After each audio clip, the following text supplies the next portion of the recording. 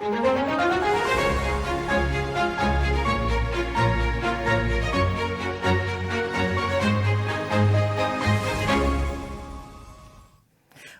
to another edition of Suzy's Las Vegas. With me, I have a fabulous guest today. His name is Bobby Mayo Jr., and he is absolutely amazing. He even brought me fresh eggs today. Wow! You can Hi, thank Bobby, Linda how for are that. ya? One too. Hi, Good. thanks, Linda. Okay, she'll Yeah. love that. Yeah. Yeah, it's great. You know, they drive me crazy with their, I say cockadoodle don't. That's what my words are in the cockadoodle don't. You know? Yeah. Anyway, but they're beautiful birds, and we're in the middle of but they're great. Yeah. It's neat to have the eggs, and we like taking care of them. Oh, They yeah. become your friends. So Of you course know. they do. Do you have them all named? Pretty much. Yeah, Yeah. we got White Feather right now. We had a lot of different names, Yeah, but yeah. it's funny. Yeah, that's awesome. Kind of going there. One, Linda named Elvis because the one leg would shake all the time. So she named him. And then we had another one that sneezes a lot, so he's Sneezy. Yeah. This is my life as a chicken farmer. That's right. You too could be a chicken farmer for only $9.95. See Bobby after the show. So, Bobby, tell me about your life. Tell me about you. Oh, What's boy. happening? Well, the whole thing was a setup. See, they put me in show business as a kid. I started literally at 2 years old. Wow. You know, and Your mom and professionally. dad did that to you, huh? Yeah, mainly on my dad's side because he always wanted to be an actor, and Yeah. he looked like a George Raft and a Valentino. So, Wow. and that was a big thing. And then because he literally, the family were hatters, milliners, but they used to make hats for, well-to-do people, like even the Princess of Monaco was. Princess Grace? Yeah, they used to make the hats for their family. So he just didn't want to do the hats, so he got into show business, right? Yeah. So he would skip school or whatever and do like you see in the Jolson story or something, where he would go to all the vaudeville shows and everything. So he watched Jolson and Canner and Durante, up to Benny Goodman. So he kind of laid that on me from when I was about 2. I've got photos on there. I think you might have seen 4 years old doing Elvis, and Ed Sullivan, Cagney, Robinson, all that from 4 years old. So it started professionally at 5 because they took me. Steve Allen was doing a Man on the Street thing, which he invented, from the original Tonight Show, which my stepmother was on that also. That was, she was a regular on the Tonight Show with Andy Williams. One night it would be Andy Williams and Mickey Marlowe, and the next night it would be Steve and Edie. Yeah. And I gave that to Andy Williams because he had everything, I said, this, that, because, her first husband was Lee Solomon, who was the biggest agent in show business. I mean, he would book Sinatra and, anybody big. Yeah. Anyway, so I had shots of him that maybe most people wouldn't have. Yeah, have that.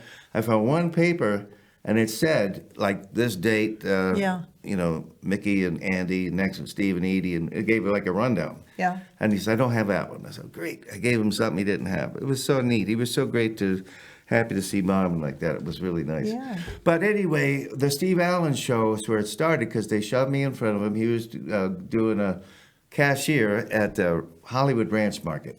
Wow. And when they moved here, they moved right into Hollywood. We were right under Long Prairie, right near all that stuff. And right across the street was the ABC studios. And You were really right there, weren't you? yeah, so they shoved me in front of him, and he was acting like a checker because I wasn't part of the skit. Yeah. So he did like a double take, like, whatever. And he says, what do you want? And he said, I can sing like Al Jolson. That's what I was told. Yeah. He pushed me there. He said, sing like Al Jolson. He said, okay, sing like Al Jolson. Like, and then he goes, and he does another double take, and he takes a bag before the unknown comic and put it on my head and say, all right, kid, and they cut. Yeah. Right? So they're wrapping and they're taking all the equipment over to the studio, soundstage. So we're there because one of my sisters happened to look like Annette Funicello. Wow. So she was like acting like, she's Annette Funicello. They were very young. They were still young. But anyway, so they came looking for him. Where's that kid? Where's the little kid? And they took me over and did the rest of the show with Steve Allen. Then I did Elvis for him. I did Cagney. I did a few other impressions, which that footage has been gone because Steve Allen made a big thing about it that he got mad because they burned a lot of stuff. It's all been gone? Oh, yeah. It was put away because they said that the studio, they needed the room. It's a stupid thing like that. So he was on a mission to, make that sure it wasn't going to happen again. Yeah. But it happened to that stuff because I talked to him later in life. Yeah. But anyway, from that, what happened, the next, when something like that happens, this is 1962, before the Beatles even hit You were America. 2 years old, right? No, I was 5 Okay. in 62, Yeah. yeah. So I was born in 57. I'm a classic. Mm-hmm. That's what I tell everybody. So anyway, but the thing is that Vincent Minnelli called. All right, we got agents' calls and other bookers and stuff. Because at that time, kids don't understand it today, but when you were on television, it was like a magic box. How'd you do that? How'd you get a... Everybody knows you right away. Everybody sees you. That's the guy on television, that kind of thing. Yeah. So I didn't know how to handle it. I was just a little kid. But anyway, Vincent Minnelli called us into his office, and he had an argument with he had a bet with one of his producer guys he was making the movie Courtship of Eddie's Father at the time. Oh, wow. So Minnelli said, no, that kid was natural. That wasn't a setup. And the other guy said, no, they bet on it.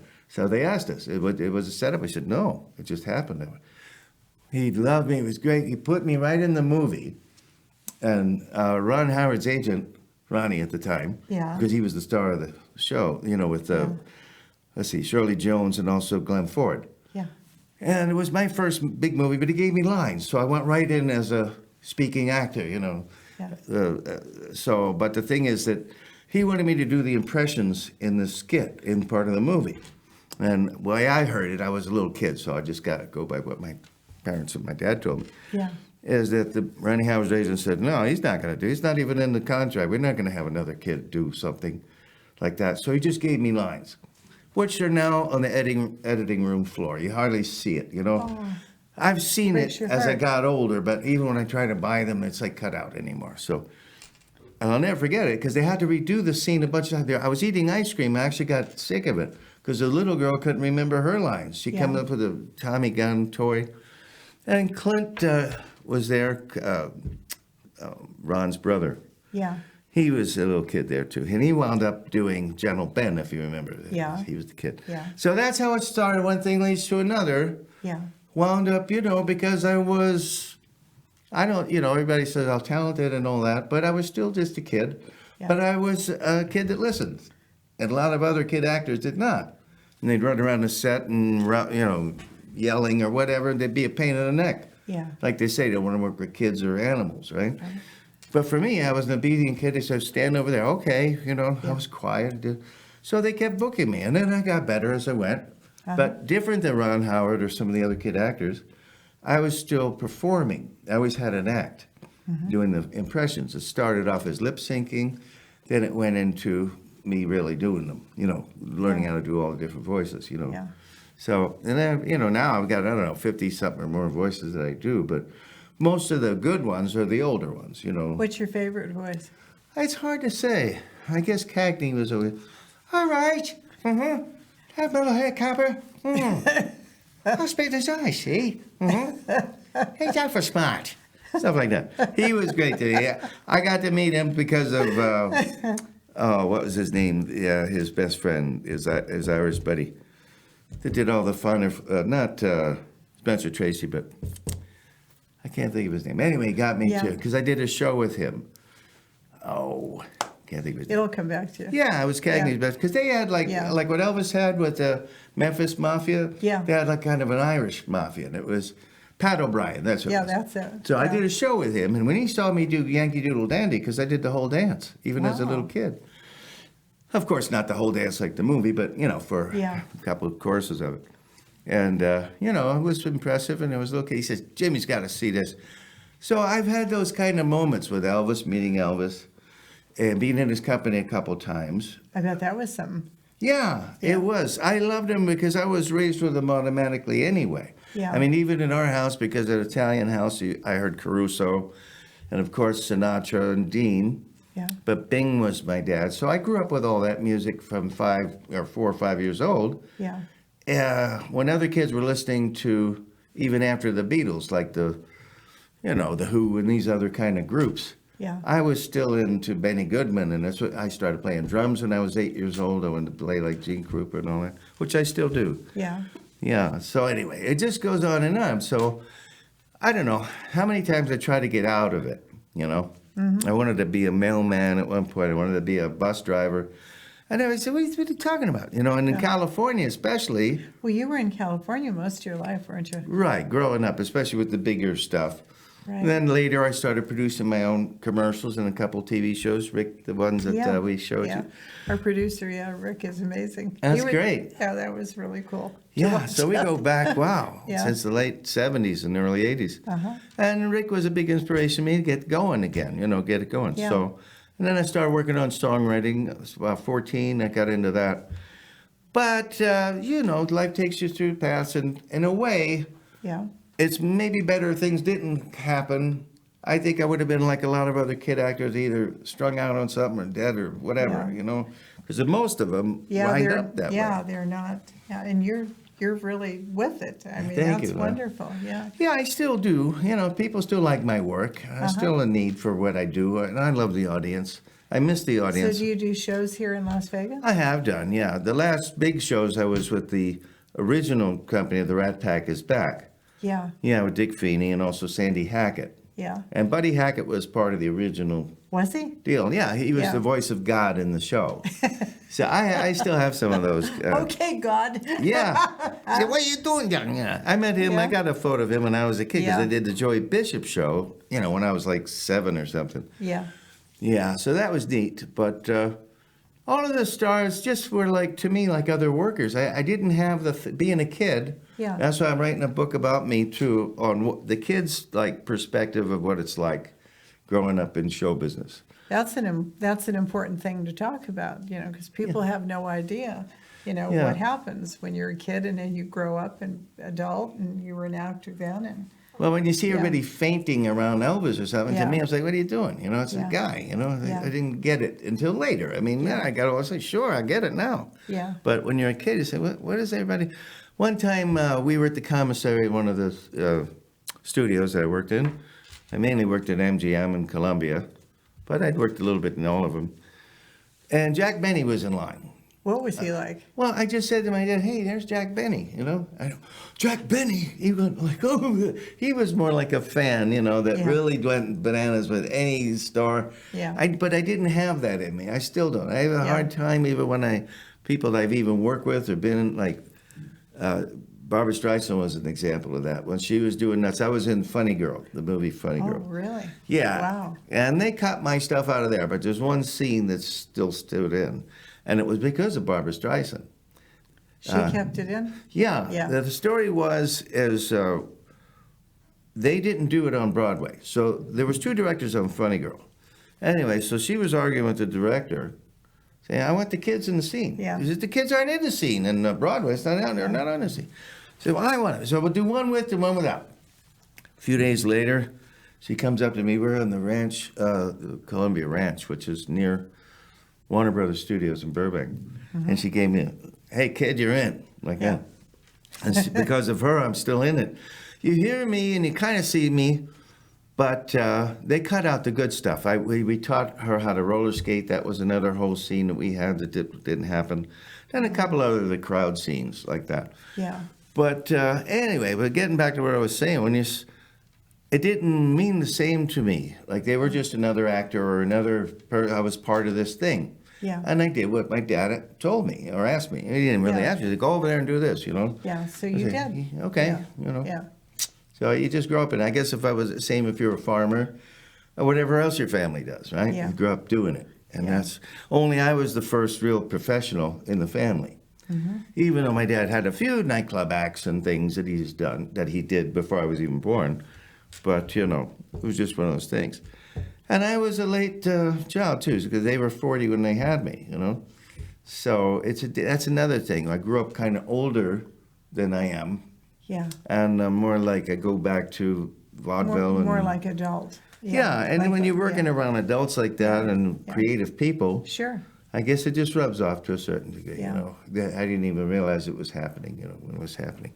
And now I look back and say, wow, I didn't know where I was, I didn't realize the level where I was. Anyway, things happen the way they do, I guess for a good reason, hopefully. So I'm still plugging in there, I'm still trying.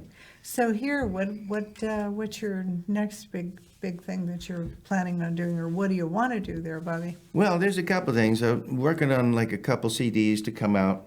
I'm looking at this one company where, I could have a little room to work, because everything's different than people I know, like even Michael McDonald or Steve Lukather from the group Toto. We grew up together. Yeah. So the way that you got in the record business at that time was whole different ballgame. Yeah. Hold that thought for Sure. a minute. We'll be right back. Welcome to Diamond Travel, your getaway to unparalleled luxury cruises and unforgettable safari experiences. Hi, I'm Suzy Saline Lipsky, founder of Diamond Travel. At Diamond Travel, we redefine luxury travel with curated experiences tailored just for you. Dive into a world of sophistication with our luxury cruises, setting the bar for elegance and top-notch service. Sail through the crystal clear waters and let us redefine your notion of opulent relaxation. For those seeking adventure, our tailor-made safaris promise an immersive experience like no other. Call today while there's still space available. Reservations are filling up fast for this fun-filled experience at sea. Dial 702-778-5037 now and let the waves carry you to a world of unmatched wonder. Bon voyage!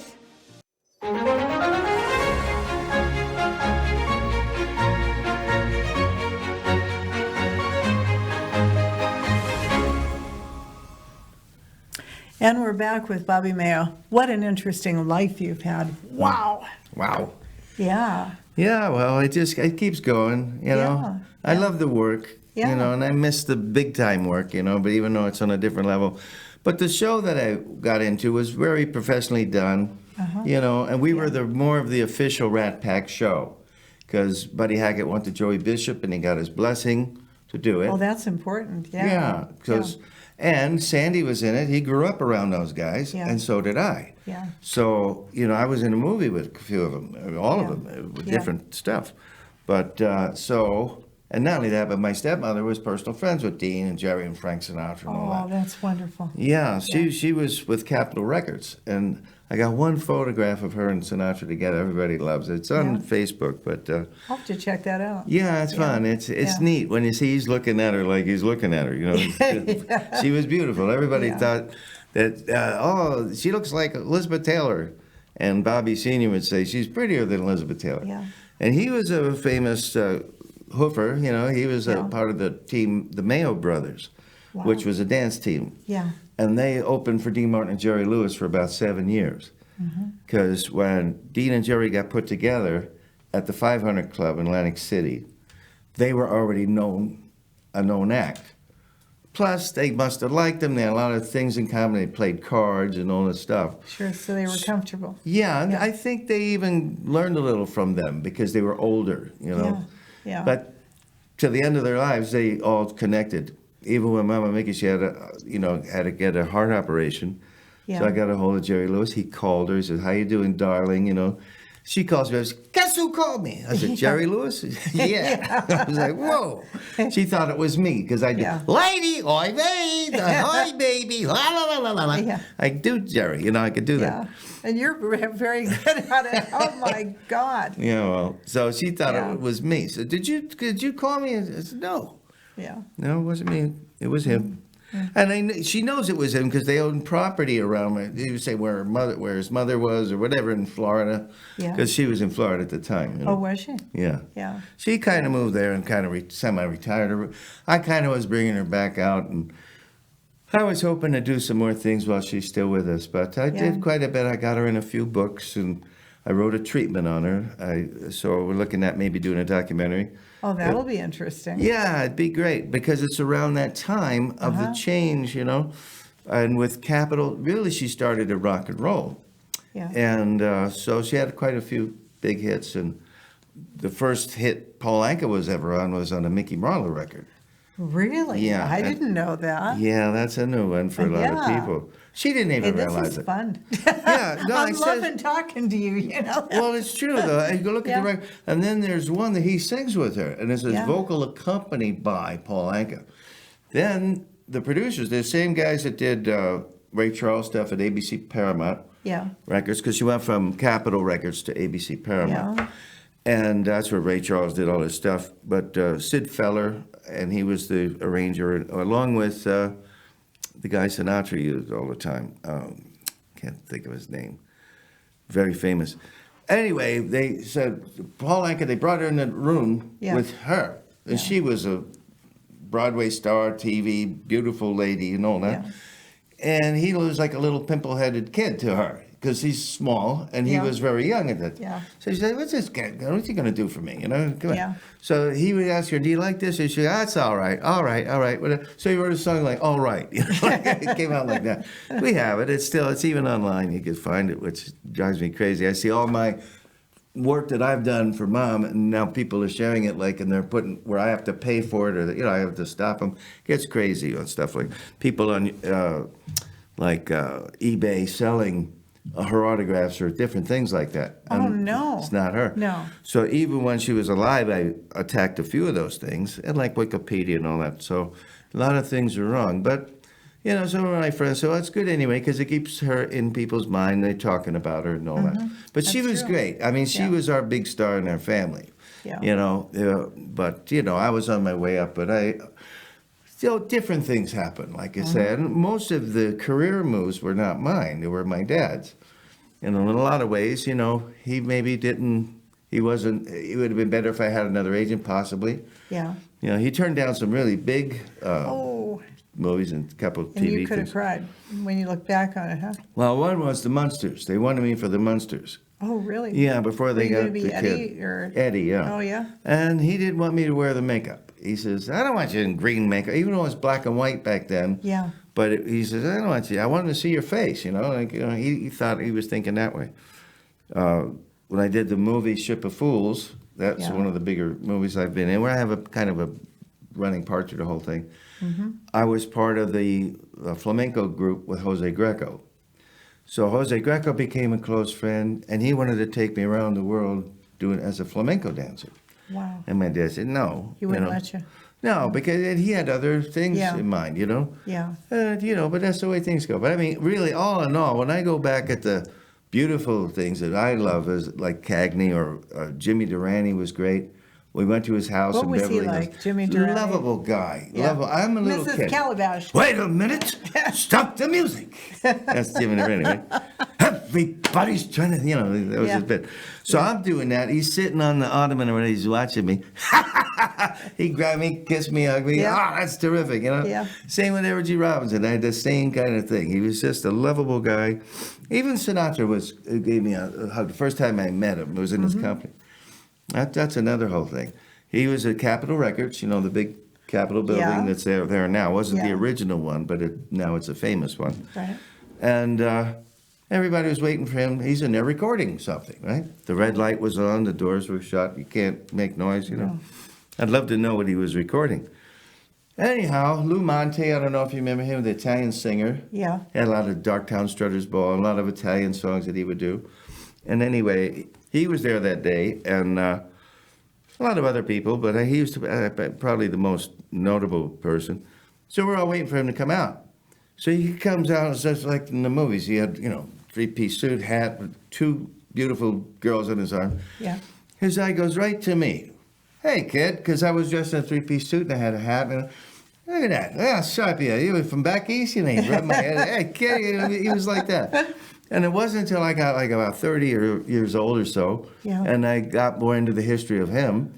And he was now you see photographs of him as a little boy, all dressed up with the hat and you looked like singing. that. Well, it's Italian. It came from, we're from, part of the family from Palermo, Sicily, you know. So it's the same area where he's from, his family. Yeah. Yeah, that's the way it goes, you know, especially so much has happened in between, though, like here. Yeah. When we first came here, it was desert, you know, nothing. Yeah. Now you can't go from one end to the other. That's right. It's amazing. Yeah. But anyway, that's part of it. So what else do you have on your mind? What do you want to, I could go on and on with these crazy. Well, I love it. That's why I wanted you on. I wanted you to tell your story. And what are you hoping to do? Well, what I want to get the music going. What haven't you done that you want to do? I really want to have one good hit record I would like. And I was told by a very very big guy in the business. Gary S. Paxton was his name, and I don't know if you know who he was, but Okay. he had 150 gold records. Oh, now that's a good one. Yeah, and he owned 3 studios. Yeah. But he made like the Monster Mash song. Yeah, He yeah. produced that, and that was his. Okay. So he Alley Oop, you know the song Alley Oop? Yeah. Yeah, he did that. He had a bunch of different groups. So when you look at his stuff, Ray Charles, you can go on and on of all the people he produced. Yeah. And So I asked him, what song are you going to sing? well, I got a few, I got into country. I could write almost any style. Okay. Because that's what happened when you did the jingles, because you Yeah. got to be flexible like that. Yeah. I was one of the things on my questionnaire, if I was Yeah. going to go sell a jingle, Yeah. what kind of music do you like? Yeah. And then I would ask the question, what kind of music do you think represents your business? Right. So I don't care if it's from rap to what, I could Yeah. do it. Rap I'm not crazy about, No. but I could still do it. Rhythm, Yeah. I'm a drummer and everything. Yeah. But so I really would like to get a few hits on the recordings, on that level. And I'm working on a few TV show ideas, producing a few things. I've done a couple. I did one here.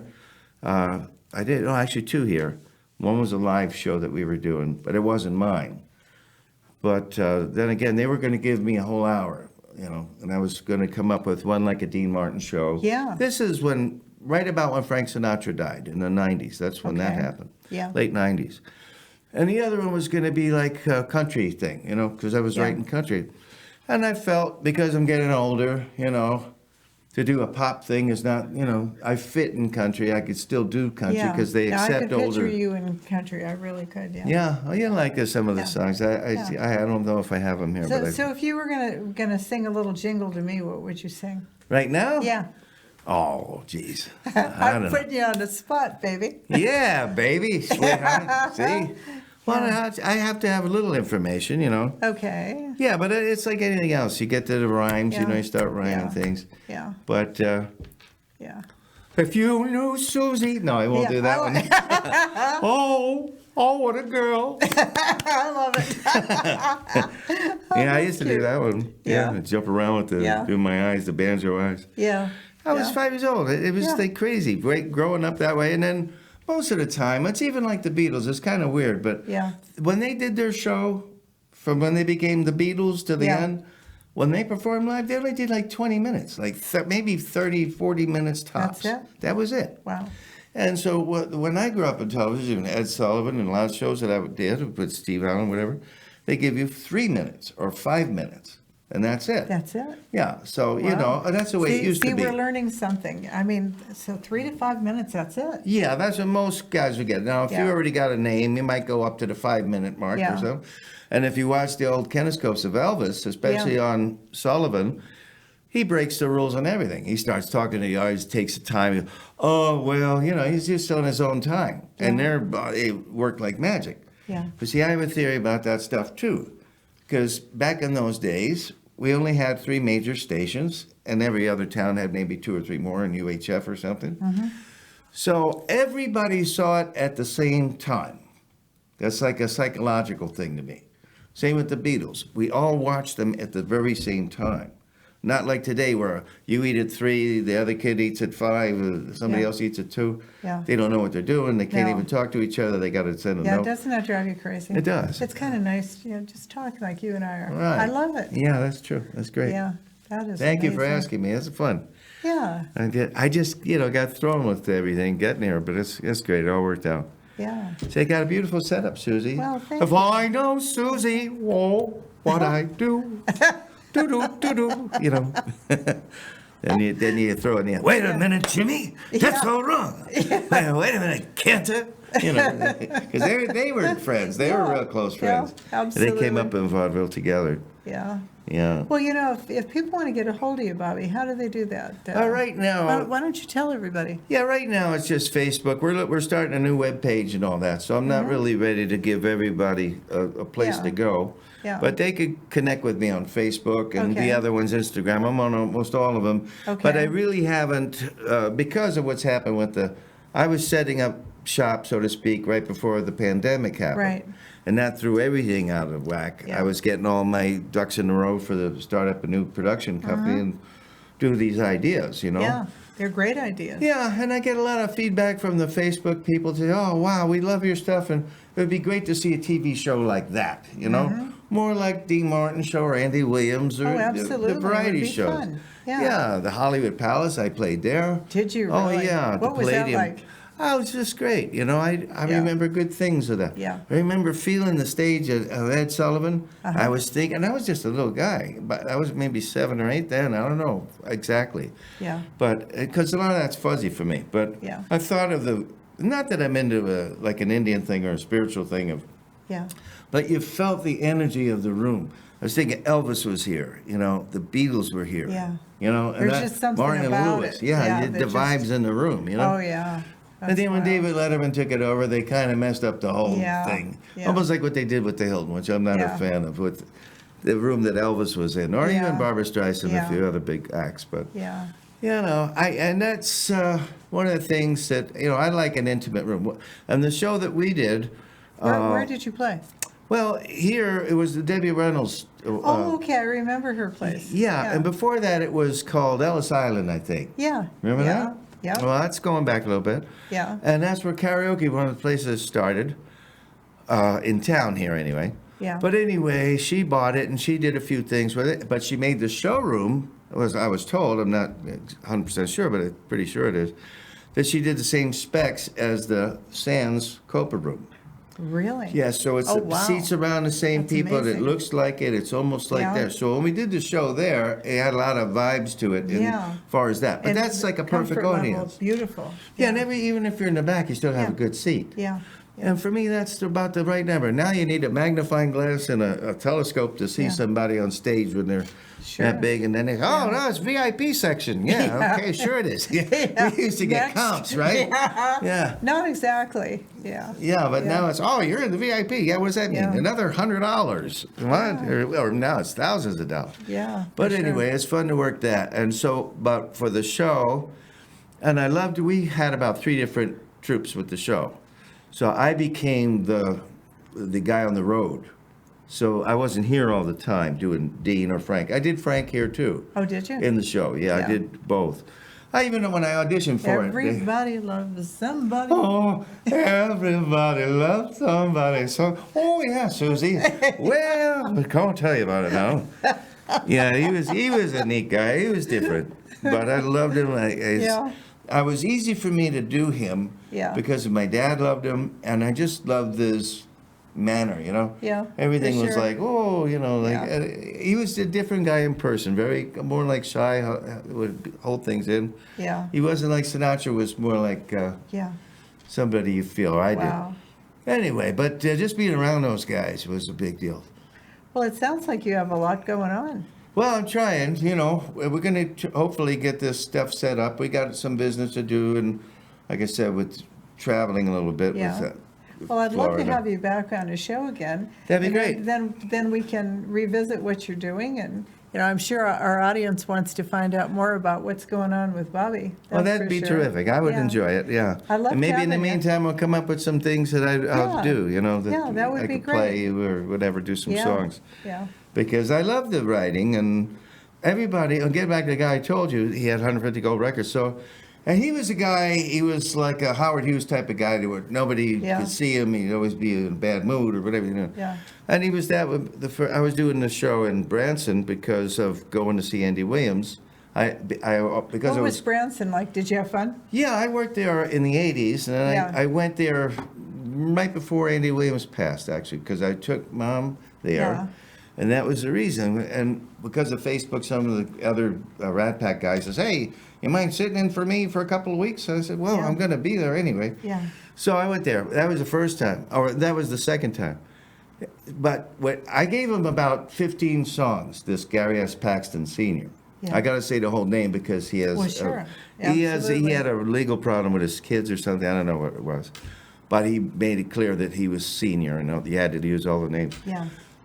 And even though he used a lot of different names in his career. Yeah. But anyway, I said, how many songs do you think? I said, one big hit. He says, you've got 10 of them. Yeah.